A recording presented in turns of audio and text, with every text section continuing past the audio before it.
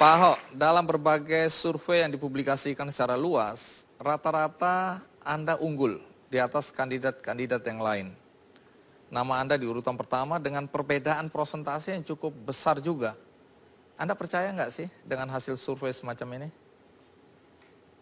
Ya, saya sih percaya survei ya. Karena Anda menang gitu? Enggak, bukan. Saya memang percaya sekali soal statistik. Ini memang ada ilmunya khusus. Nah, tapi yang membedakan Jakarta kan istilahnya kita itu butuh 50% per satu. Beda dengan daerah lain. Jadi kalau daerah lain, kita itu menang aja udah jadi gitu loh. Dibanding yang lain. Kalau Jakarta itu harus 50% plus satu baru jadi. Tapi walaupun orang mengatakan itu kan top of mind. Artinya itu cukup banyak dibandingkan yang lain. Nah, saya juga nggak terlalu pikirkan itu. Saya hanya percaya satu hal aja. Kalau saya kerja dengan baik, dengan sekuat yang bisa saya mampu, sebelum masa saya berakhir di Oktober 2017, nah ini akan membuat orang Jakarta tinggal pilih aja. Anda mau pilih yang sudah terbukti baik atau yang mau menawarkan dia mau baik gitu. Nah itu aja, kita nggak tahu pikiran orang Jakarta. Kalau memang berpikirannya wajar-wajar saja, ya harusnya sih mereka lebih baik pilih yang udah pasti gitu. Yaitu? Yang udah jadi gubernur gitu. Anda pernah mengusulkan secara terbuka agar Haji Lulung ikut mencalonkan diri untuk menjadi gubernur DKI. Anda serius atau Anda main-main ya? Ya serius, maksud saya kan kita masing-masing orang kan ada pendukung. Ya kan, masing-masing orang juga merasa dia pantas layak jadi gubernur DKI ganti saya. Nah kalau dia nggak pernah ikut kan, kasihan juga kan sampai seumur hidup tetap merasa dia bisa jadi tapi nggak ada kesempatan.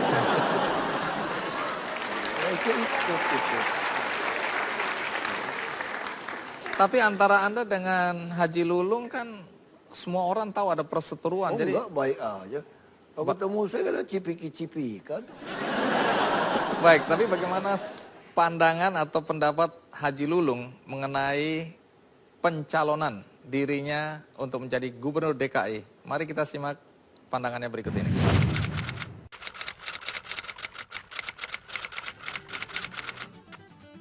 Ya, terima kasih sama Pak Ahok yang sudah mendorong saya, tetapi dia tidak memiliki representatif secara politik. Dia mendorong saya dari mana? Dari independen, dari partai, kan dia kagak punya partai. Ya enggak? Jadi P3 akan siapkan orang yang capable, orang yang bisa dan cerdas pandai, menata kota tentunya, terutama mengelola keuangan. Jangan menyakiti rakyat, ya, jangan berbohong sama rakyat. Nah ini kualitas yang kami inginkan. Dan saya siap saja kalau saya dicalonkan. Kalaupun saya tidak dicalonkan, saya sudah punya investasi barangkali untuk mendukung siapa nanti yang dicalonkan oleh Partai Persatuan Pembangunan. Tentunya dengan koalisi ya.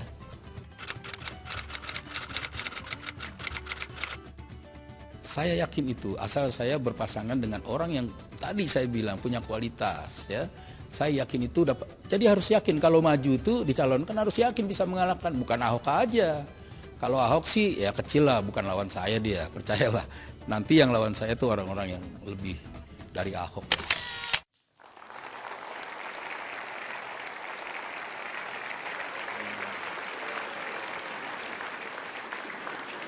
Yang paling saya suka tadi, Ahok itu kecil. Salah satu yang selalu menjadi pembicaraan juga adalah ketika Ahok nanti mencalonkan diri kembali, maka sekali lagi isu agama, ya, SARA ini akan dipakai untuk menjatuhkan Anda. Seberapa siapnya kali ini Anda menghadapi isu-isu SARA? Saya kira itu mah udah lewat lah ya. Mereka nggak tahu siapa saya gitu. Saya ini awalnya kan di Belitung Timur yang 93% Muslim, 55% fraksi Partai Bulan Bintang.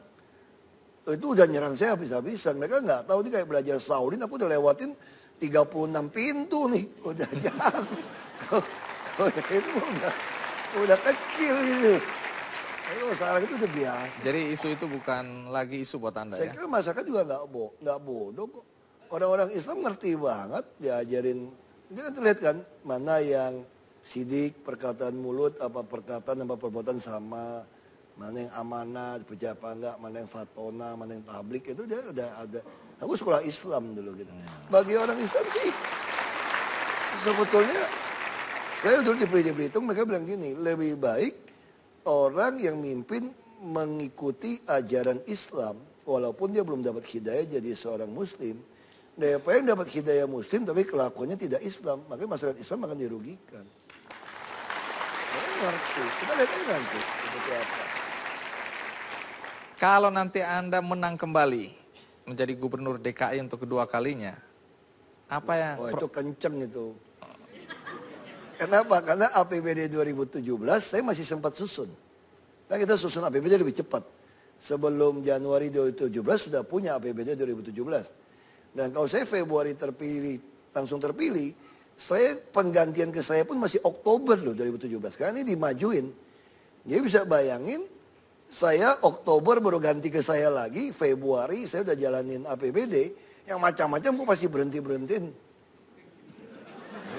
Potong lagi. Kalau seandainya Anda tidak terpilih menjadi gubernur DKI lagi. Ya, saya akan beresin sampai 2017, Oktober semua anggaran akan saya kerjakan. Minimal masyarakat DKI akan melihat sampai saya lepas serah terima Oktober 2017, Jakarta relatif sudah berubah. Dan siapapun pengganti saya, dia akan susah untuk main. Karena semua APBD sudah saya buat transparan dan template. Dan saya juga ada mendorong BUMD itu minimal di akhir 2017 sudah harus go public. Karena kita udah punya aplikasi, kalau Bapak Ibu pengen lihat, itu ada indeks pangan Jakarta. Tinggal diketik, itu bisa tahu harga pasar mana yang lebih murah, cabai, minyak. Nah kita lagi dorong supaya orang mulai ngerti. Nah saya kira saya sangat yakin untuk menghapus korupsi adalah transparansi. Kalau Anda transparan, Anda terang, nggak ada remang-remang, nggak ada apa yang gelap, maka Anda menghasilkan sebuah data yang benar, sebuah kebenaran. Kalau ada data yang benar, kebenaran, Anda open data, maka akan menghasilkan keadilan. Karena semua orang bisa mendapatkan data. Kalau ada keadilan sosial, pasti akan ada kesejahteraan kebaikan buat semua orang Jakarta. Nah itu yang lagi saya siapkan.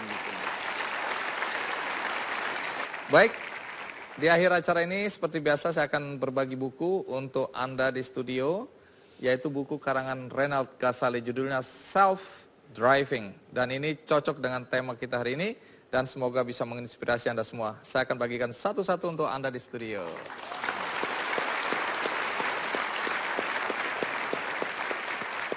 Bagi Anda di rumah, Anda jangan khawatir, Anda juga bisa mendapatkan buku ini melalui undian di website kickandy.com. Dan karena hari ini hari spesial, tokoh spesial, maka kami punya sesuatu untuk Anda, Pak Ahok. Silakan ditunjukkan kepada penonton karikatur khas dari Kick Andy. Nah, baru Pak Ahok boleh lihat. Pendekar Ahok dikeroyok oleh pendekar-pendekar lain yang didukung oleh partai-partai. Baik, ini untuk Pak Ahok. Semoga menginspirasi Anda dan warga Jakarta. Terima kasih.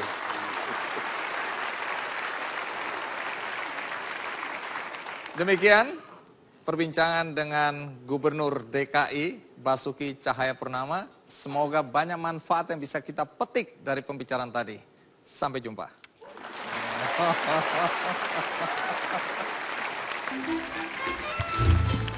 Ini dia si jali-jali, lagunya enak, merdu sekali.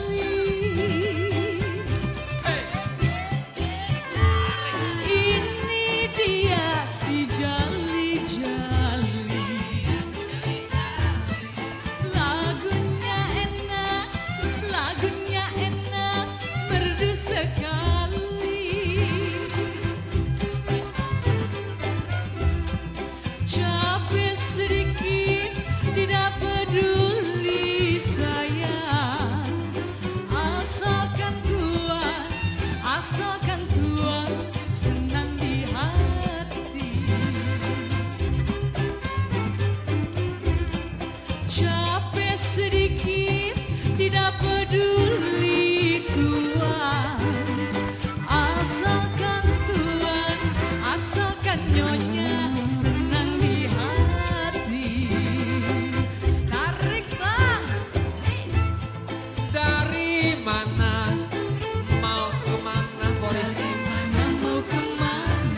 sayang disayang, potonglah rumput di tengah sawah. Dari mana Boriski mau kemana? Dari mana mau kemana? Sayang disayang, potonglah rumput di tengah sawah. Tahunlah mana, di bulanlah mana Tuhan. Mana sih bang? Kita bertemu